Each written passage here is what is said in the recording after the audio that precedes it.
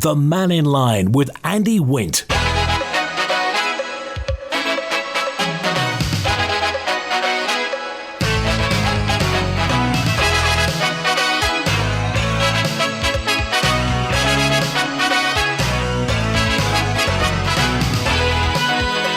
Faster my good afternoon. Welcome to Mannin Line on Manx Radio. Open line through till 1, so call 66 13 68. Text or WhatsApp on 166 177. Email studio@manxradio.com. The highest number of visitors for TT since the 2007 centenary year. Apparently 38,000 have travelled on the boat this year, or the boats this year.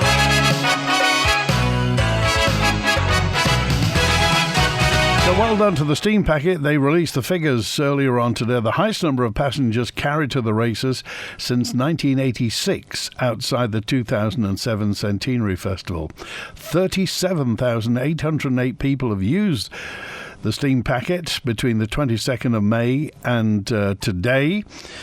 Among those arriving, 13,385 motorbikes. How many? 13,385 motorbikes, 5,488 cars and vans.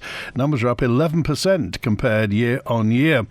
And more freight's been brought to the Isle of Man as well too, which has seen a 15% increase compared to the same period last year. So well done to the steam packet. Congratulations to them. Does it look busier to you, by the way? There has been, and I don't know whether, have you just noticed it or is it just me, but thefts from the paddock. I mean, we always get odd bits of pilfering, but actual thefts from there as well.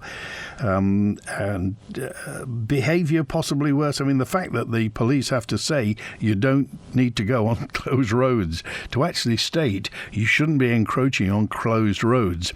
Perhaps it's lots of new people coming to the island for TT, and they don't quite understand the enormity of what a closed road actually means.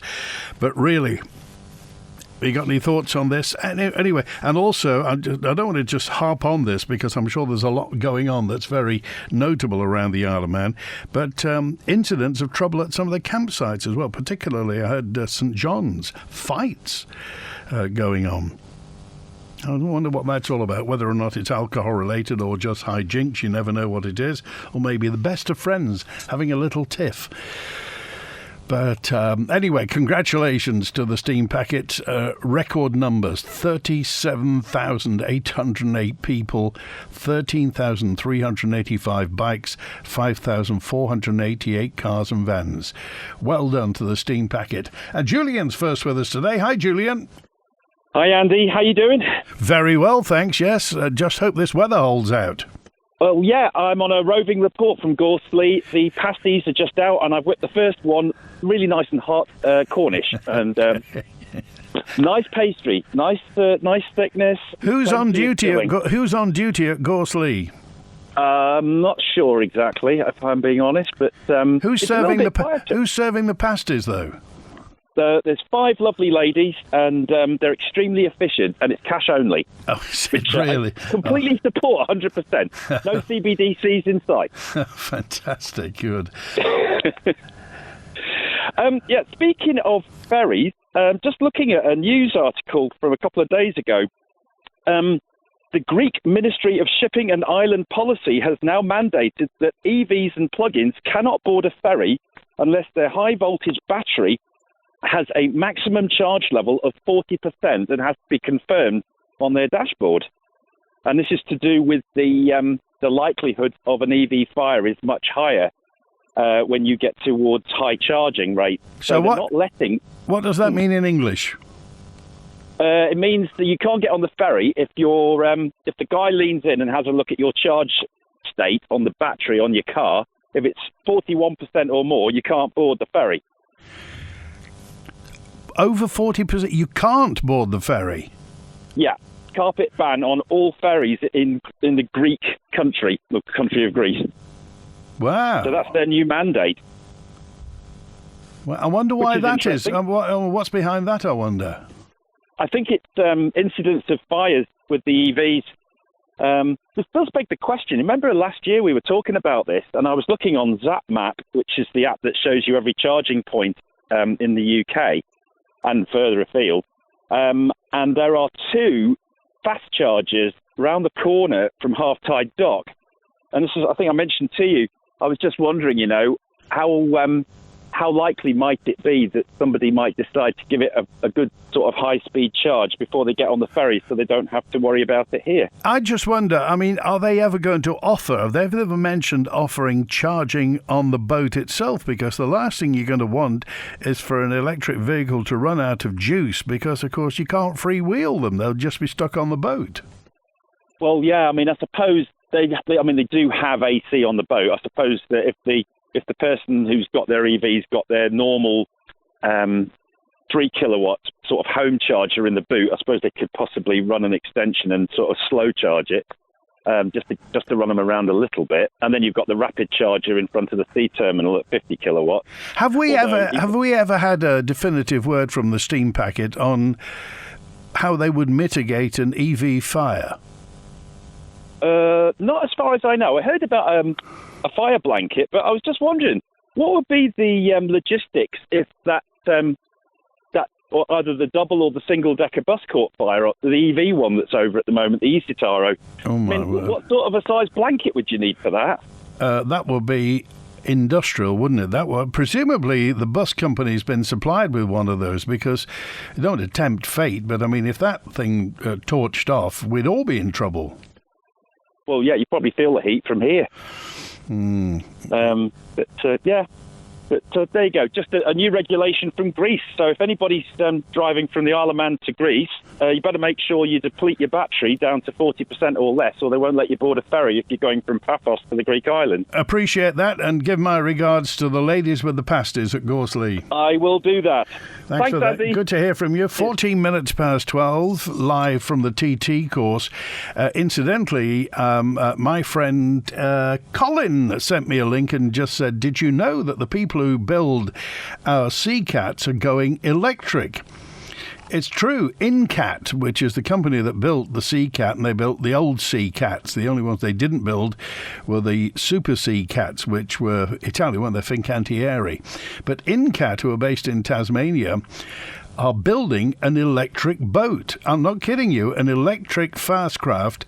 Apparently, they say they're leading the world in the transition to zero-emission passenger and vehicle ferries. It's true. If you want to take a look, Incat is incat.com.au for Australia, and the electric future. It's a belter. It's a big thing that they're putting in. Incat Electric. It's called 148E.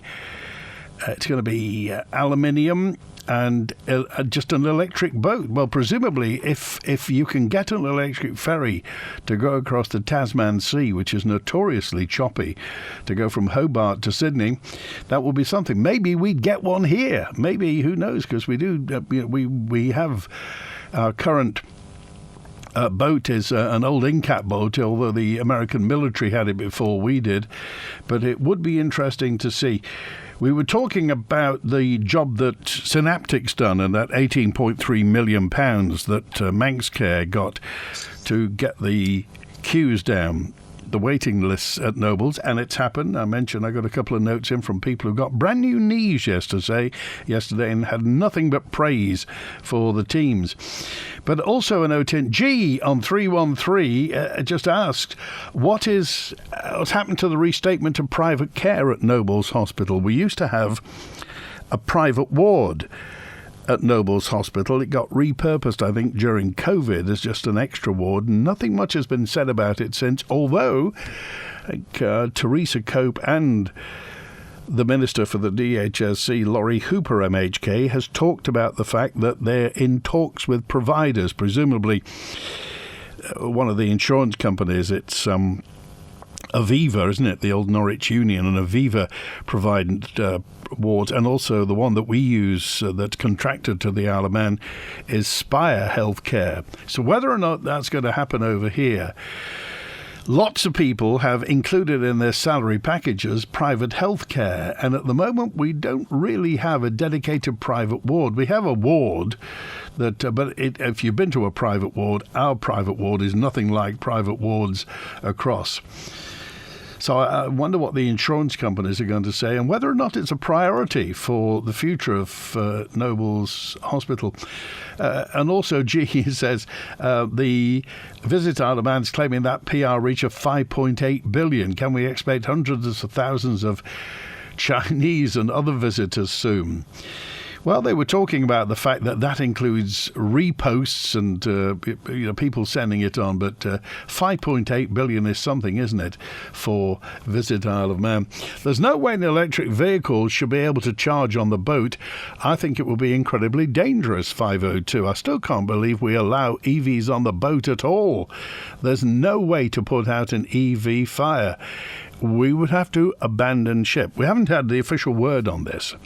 I mean, whenever we ask the steam packet, what they say is, predictably, the first contingency, the first thing that the steam packet deals in is the safety of the public, which is what we'd expect. It's nice to know. But lots of people have got EVs. We're being urged to purchase EVs. Lots of, again, corporate providers, people get EVs as part of as a company car.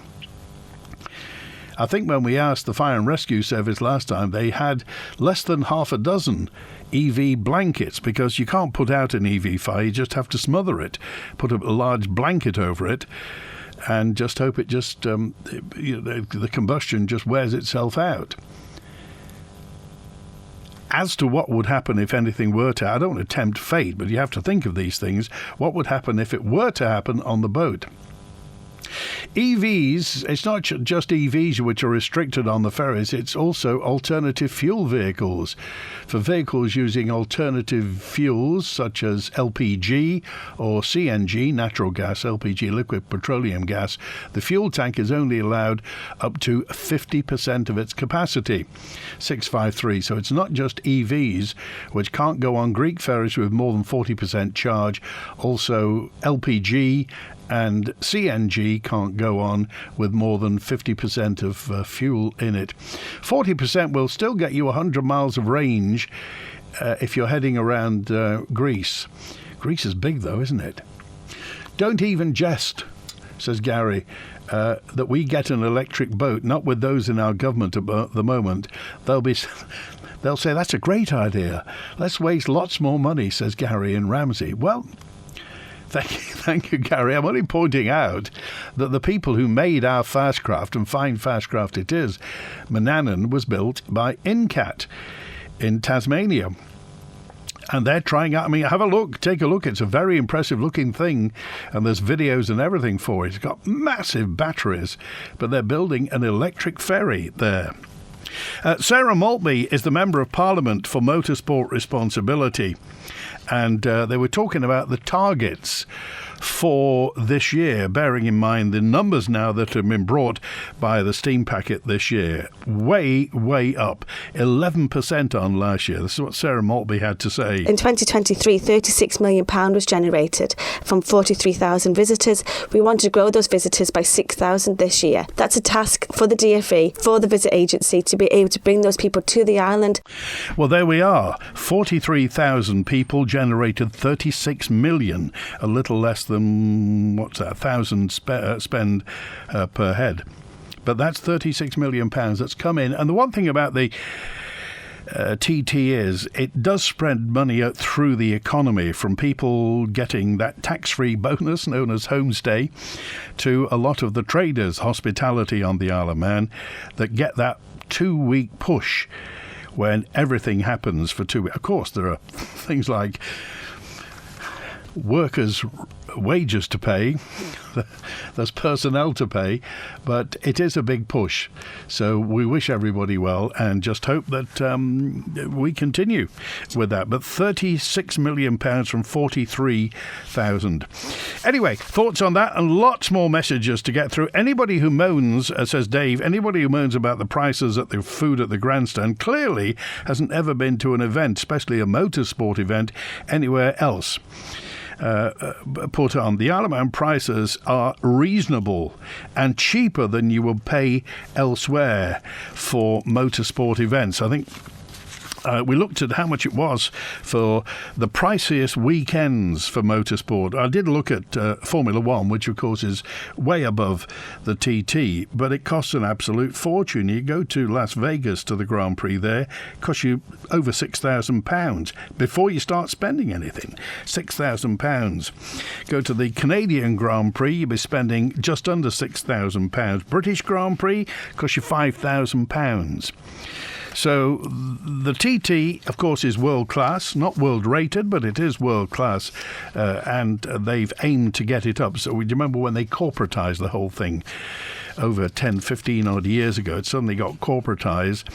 And it's not, of course, as, if you like, folksy as it used to be. There is a lot more corporate stuff going on in the TT, but it will cost a lot more money.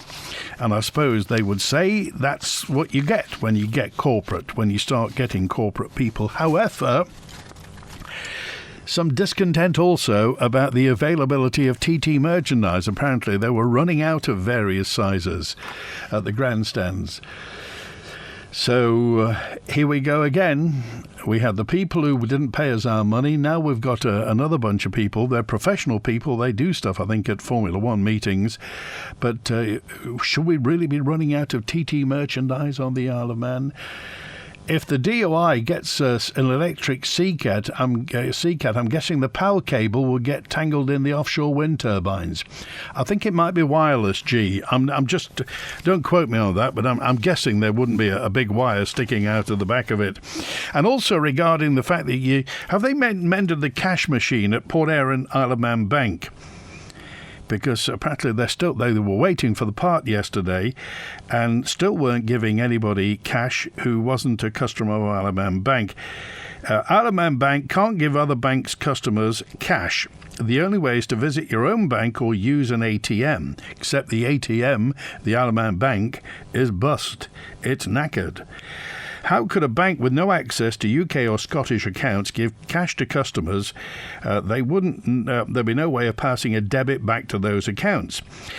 Neither would they have the ability to access or view non-offshore accounts to obtain confirmation that they have funds in their accounts.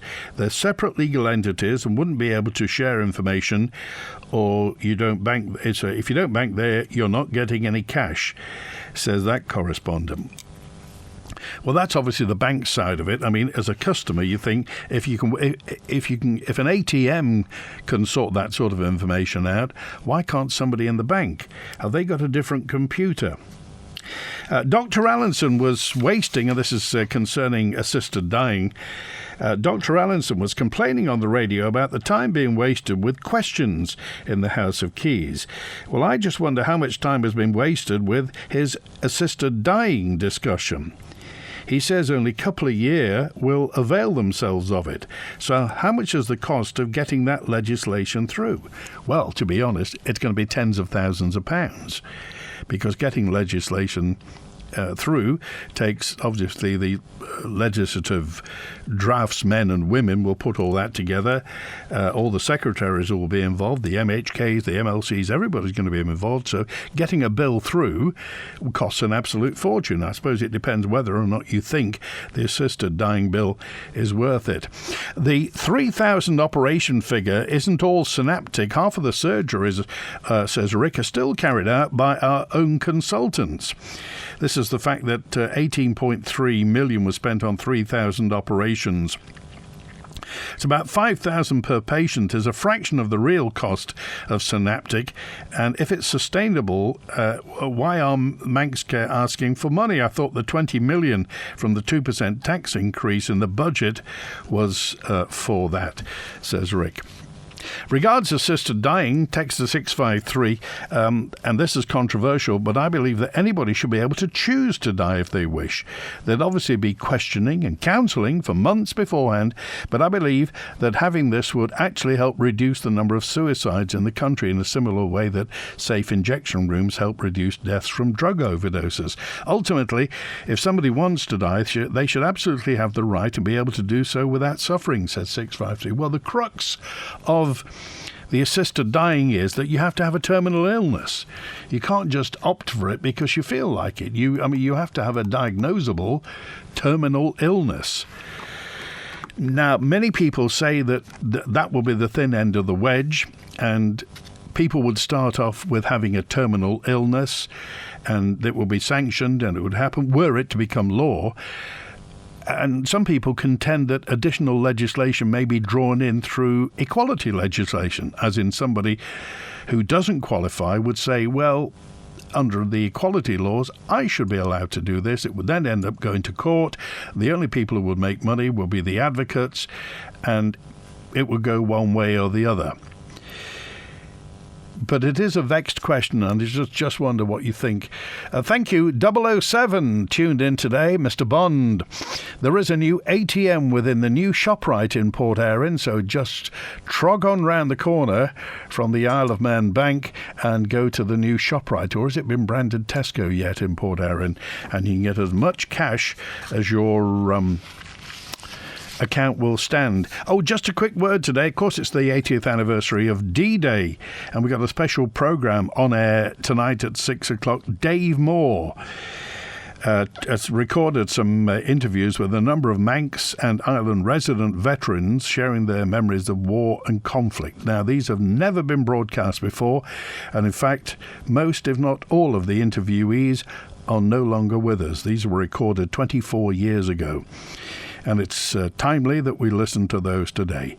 So tune in tonight at 6 o'clock, basically the 80th anniversary of D-Day, listening to those of it. You'll hear people like James Fenton, Peter Kenyuk, and Hetty Thomas, and more. At 6 o'clock tonight, D-Day, 80 years on.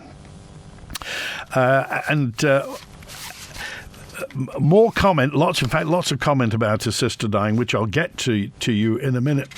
But regarding the parking, the parking has been mentioned in the parking for the TT and how it is, because it's been split. Obviously, Nobles Park has a car park, and there's a car park, St George's, by the football ground at the back of the police headquarters. Have you been up to the Grandstand and the paddock? How do you find the parking?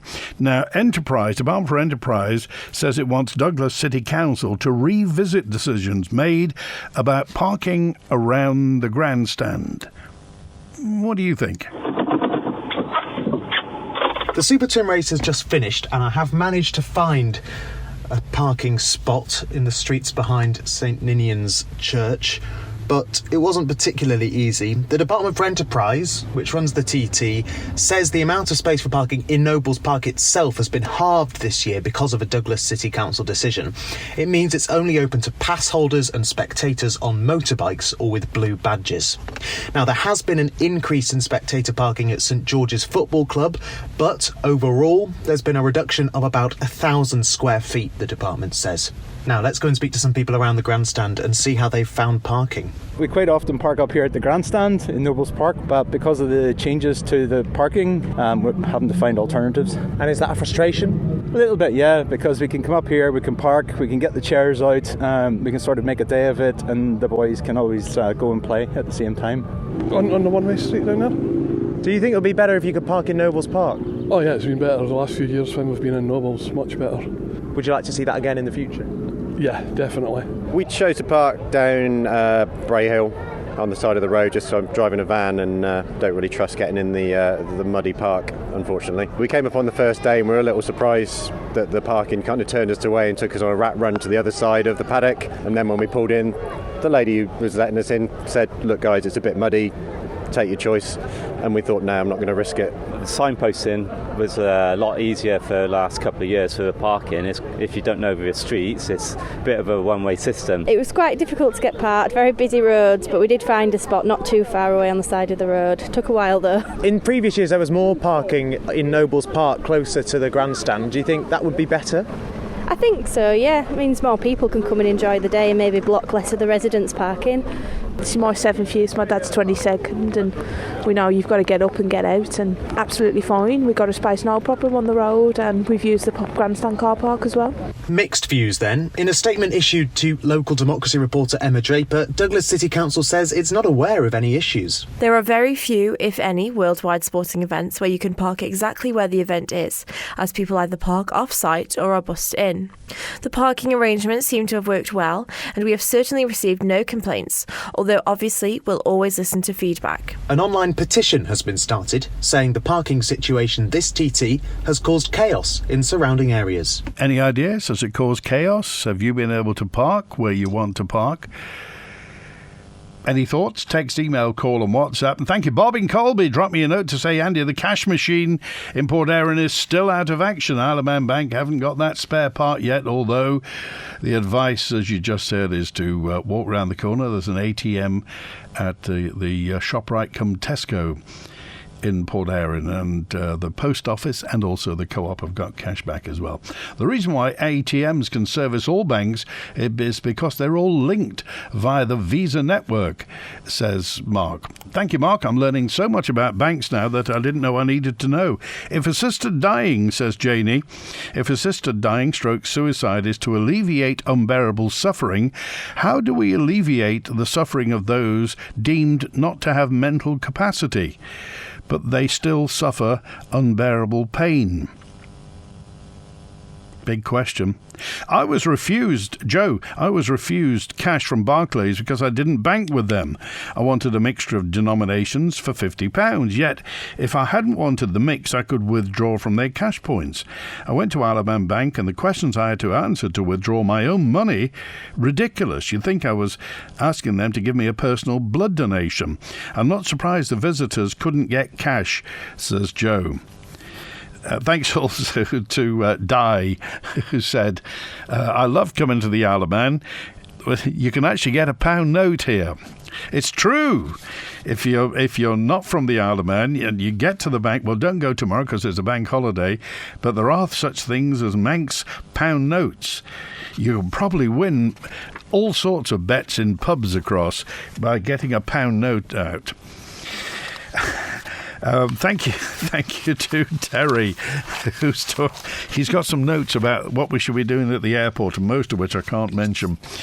Regarding the housing situation on the Isle of Man, I currently rent in the private sector with my partner and my sister, as this is the only way we could afford to do it and still be able to save.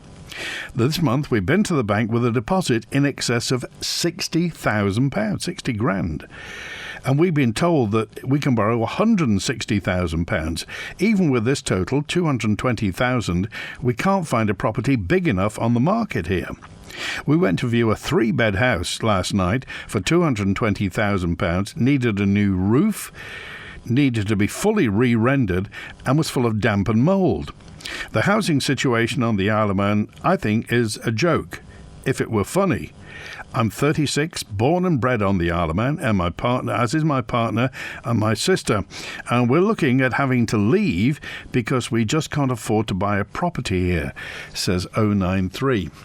And still, the island plan is to get 15,000 people here, an extra 15,000 people to get the population up to 100,000.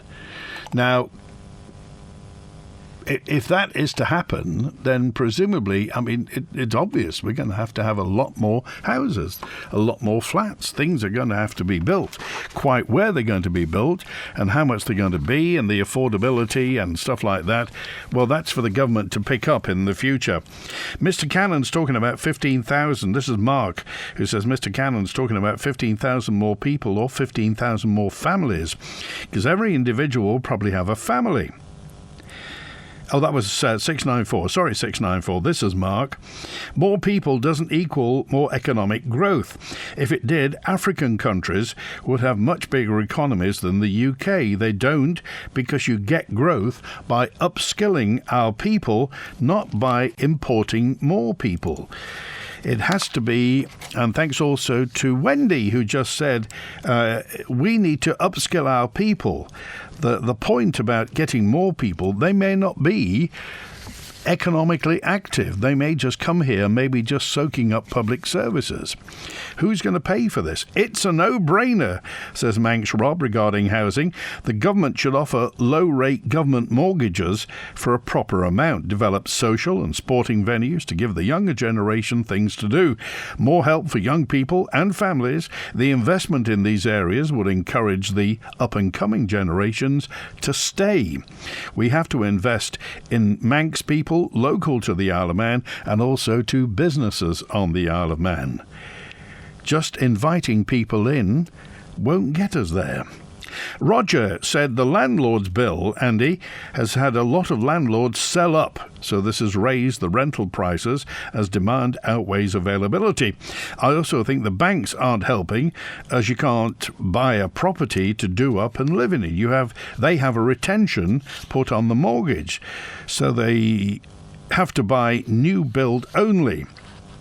Surely they should, if they change that, where you can borrow to buy a property to do up and live in, that would help. First of all, it would help on some of those dilapidated properties that blight the Isle of Man.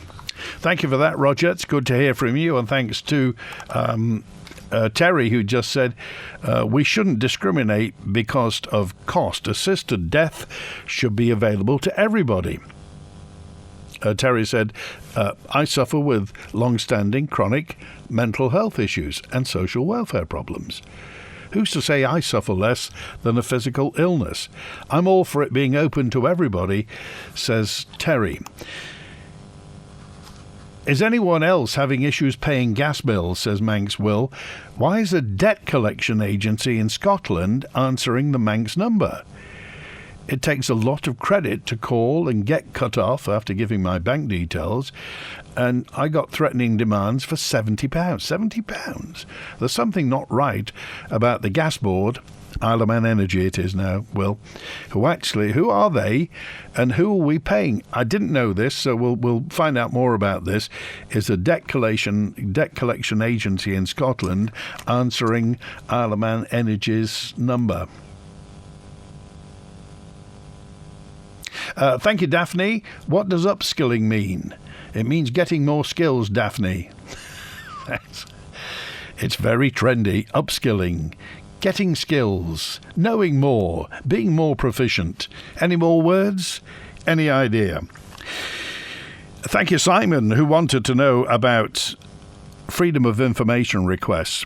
And he said, is it still true you can't put a freedom of information request in to find out about Isle of Man Meat Company? It's true. In fact, there are 3 publicly owned companies that you can't put FOIs in. The Steam Packet, Manx Development Corporation, and the Isle of Man Meat Company. Manx Development Corporation is this company that's buying up brownfield sites and doing them up. We don't know much about them, but the Treasury is the main shareholder. It's possible that 3 more government-owned organisations could be added to the list of authorities that can be sent freedom of information requests. Chris Thomas, MHK, Douglas Central MHK, is going to ask Tynwald to approve the addition of the Steam Packet, Manx Development Corporation and the Isle of Man Meat Company, so you and I can find, I mean, not that I do, but I mean, if people send stuff in, they can find out more about it. Have they set off yet, Julian? Oh, it's Robert. Hi, Robert. Hi, how you doing? I was just checking, sorry to bother you. I was just wondering, is the public, not the public, the mobile library still operating during TT? I don't know, Robert. Have you phoned them and have you asked anybody about it? Well, I'm going down to the library probably next week. I'm away in the west of the island at the moment, but I'm just wondering whether or not the mobile library's operating, because there seems to be a lot of rhetoric there. Let me see. Telephone number. It's 640-650. The family library is based at Westmoreland Road, isn't it? 640-650. So whereabouts are you? Are you in the west? Glen May. Okay. Do you use the mobile library much? Well, when it's there, I'll pop in because I usually have a cup of tea. Oh, right. It's very nice. Okay. Right. All right, I best go anyway. 640-650. Good to hear from you, Robert. Thanks for that. The Freedom of Information request, 640-650. Say hello to the Family Library. The Freedom of Information request. Now, lots of people are finding that, some people are narrowing their eyes as to why the steam packet, the Manx Development Corporation and the Mannin Company shouldn't be FOI-able. So I'll mention Chris Thomas, MHK, wants to know more. The law is quite clear. Publicly owned companies are subject to freedom of information. Isle of Man Steam Packet has been in public ownership since 2018. It should have been added to the schedule at the back of the Act, but it takes a positive act by the Council Ministers to add something to that Act. And this motion is to get Tynwald to express its opinion that Council Ministers should immediately, effectively add those companies to the list and delete the one that's been wound up, PGT Limited. I say immediately. There's a process around implementation which involves engaging with the company and with other people, and that's what's needed to happen. So in my motion I've put down by December 2024, but hey, if it's there sitting for us in July, Tynwald, even better. There's been a report published in May 2024, and I won't have to eat my hat because that report agrees with my position, which is that Steam Packet, Manx Development Corporation, Isle of Man Meat Company are includable and should be included in the Freedom of Information Act. There's nothing that Council of Ministers can do other than include them, except by changing the law. I wouldn't describe myself as a whistleblower. No, there's nothing illegal or wrong. It's just I don't think that even the politicians who've been most closely involved know the whole story about what's been going on at Manx Development Corporation and Isle of Man Steam Packet Company. So, for instance, I revealed before Christmas the issues with the Ben McCree that don't seem to have been reported to the Treasury Minister, the shareholder, and Manx Development Corporation is spending millions on brownfield site development, much more than somebody like Douglas City Council has spent on other brownfield sites. And I don't think the public is hearing the whole story about that. These arm's length bodies are there to serve the national interest. They're not there to serve their own commercial interest. Chris Thomas, MHK, talking about those three publicly owned companies that at the moment you can't submit a Freedom of Information request. Now, the whole point, I don't know whether you recall, but during the general election in the last general election, 2021, everybody was talking about transparency. It was one of the words. Everything has to be transparent. Government has to be transparent. We want transparency in public life. And that nobody is suggesting beyond, nobody's even thinking of the fact that maybe anything untoward happening. So let's get that right. With the Steam Packet and the Isle of Man Meat Company, Manx Development Corporation, they're all honourable people running these things, but they are publicly owned.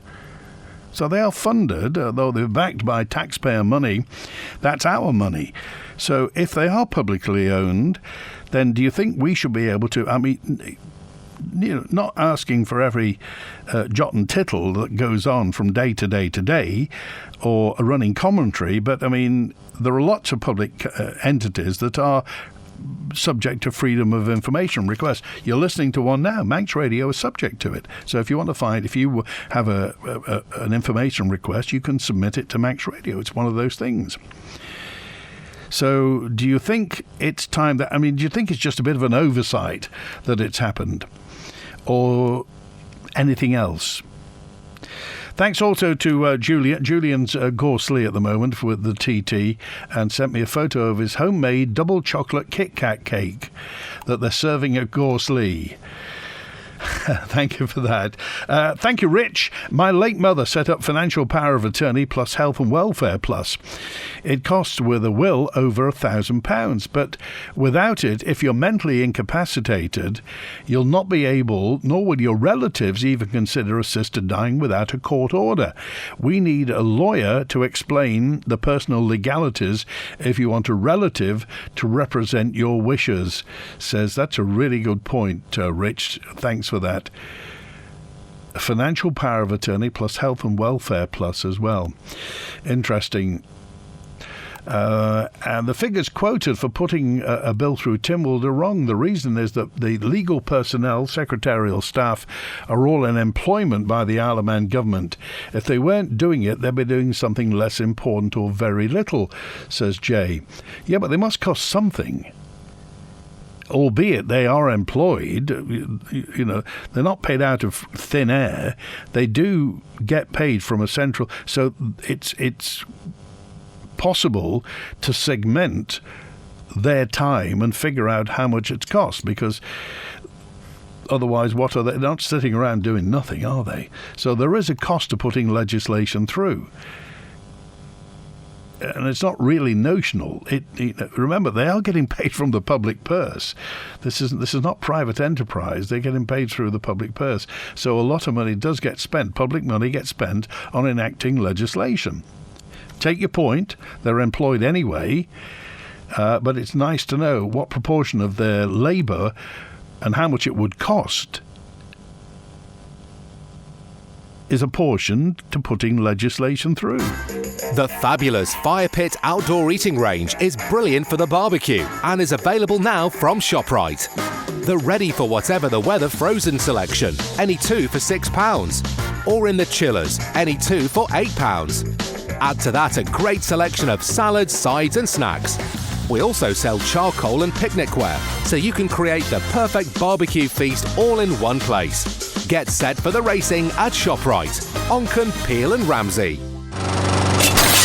Oh, I don't believe it. Don't believe what? A small stone just flew off and shattered the conservatory window. Oh, no problem. I'll call out Manx Glass and Glazing. Can they fix it? Yeah, Mum's glass shattered and they soon replaced it. Manx Glass and Glazing don't just do the big jobs. Visit Snugborough Trading Estate for all your glazing supplies and repairs, including broken or failed double glazed units, along with good old-fashioned customer service and product knowledge. Manx Glass and Glazing. You're smashing.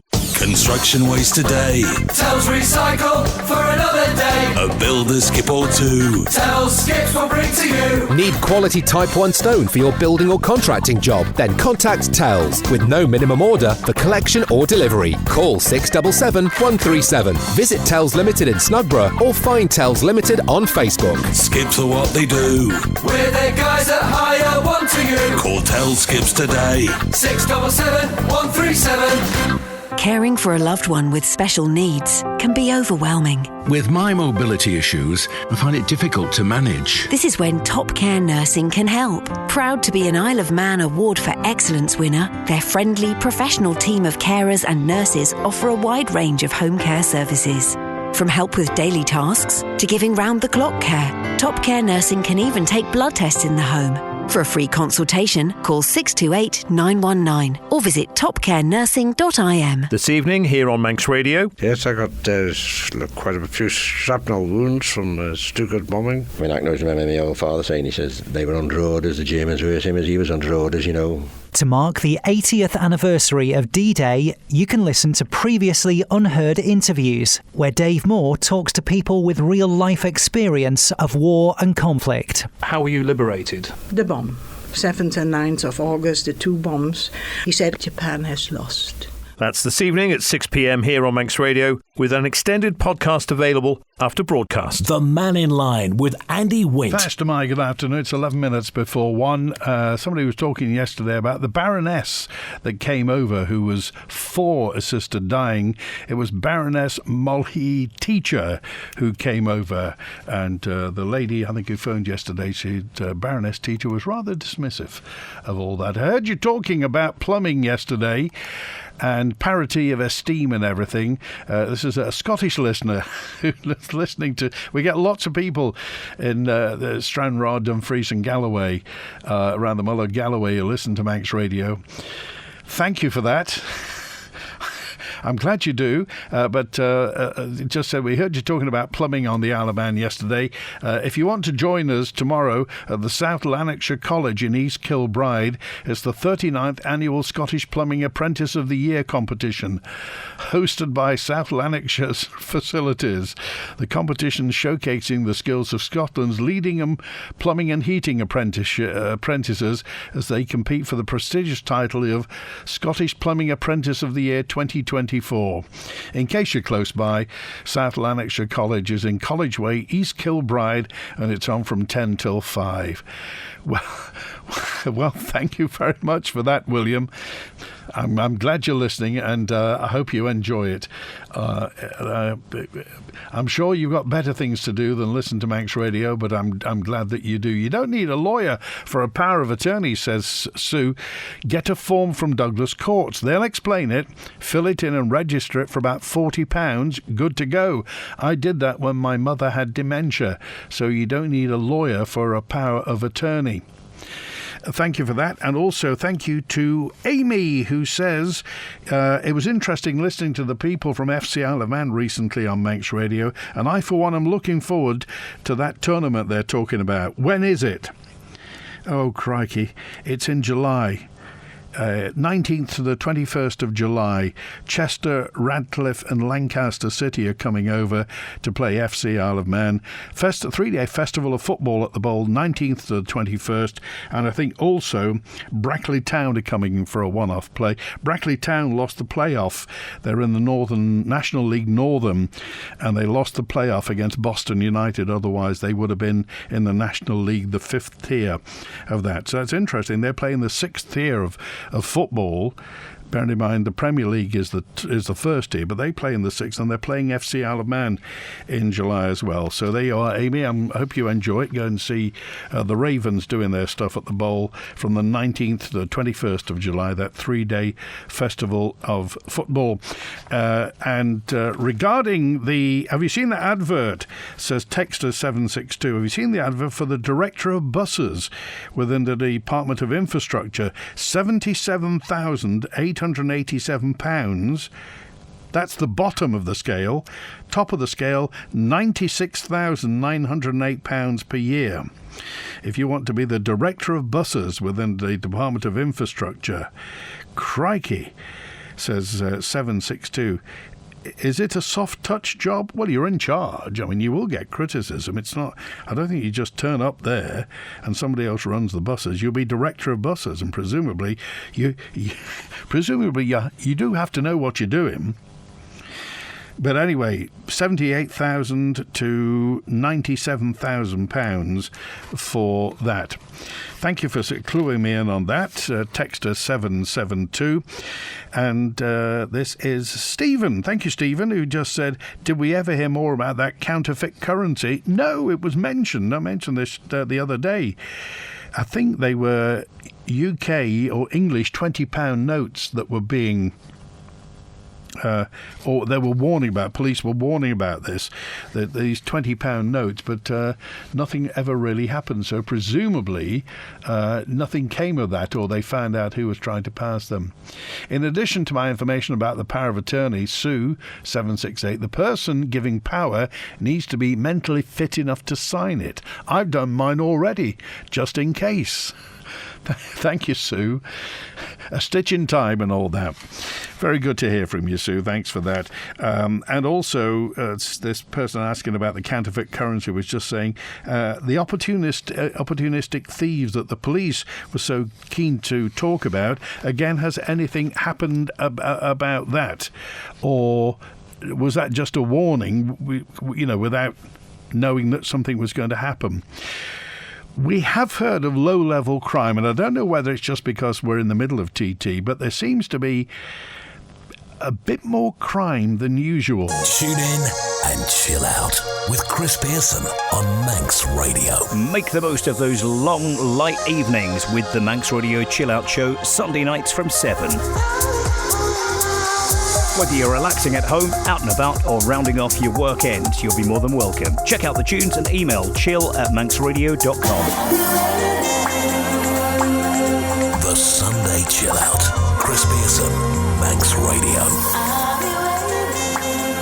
The Mannin Line with Andy Wint. Just a quick word. No Mannin Line tomorrow. It's a bank holiday. I can't believe it's not Senior Race Day, because that's on Saturday. But anyway, there is a bank holiday tomorrow.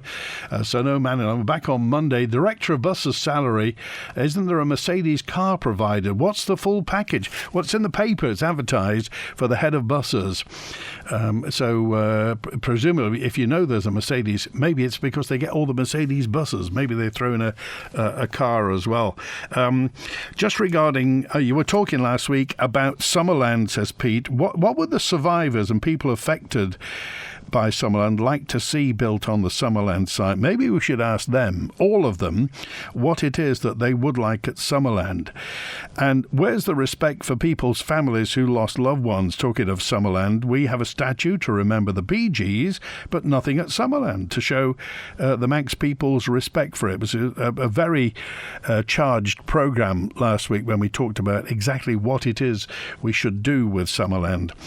And again, anything you hear on Mannin Line, please, if you want to contribute out of hours, 682-630 is the answer phone number, or you can email manninline@manxradio.com. Everything gets read. Not everything gets out on air because we just run out of time sometimes, but everything that is sent in is taken note of. Of course, all the records are kept. That's the important thing.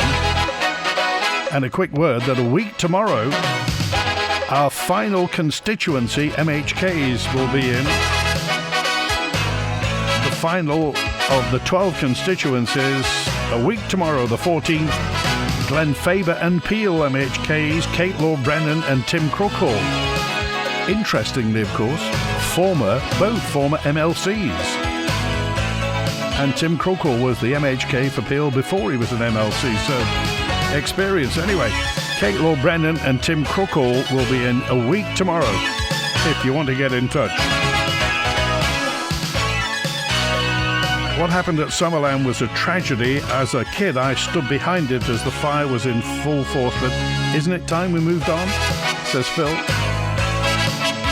That's it. Thanks to Howie Kane on the phones today. Enjoy your bank holiday weekend. WINT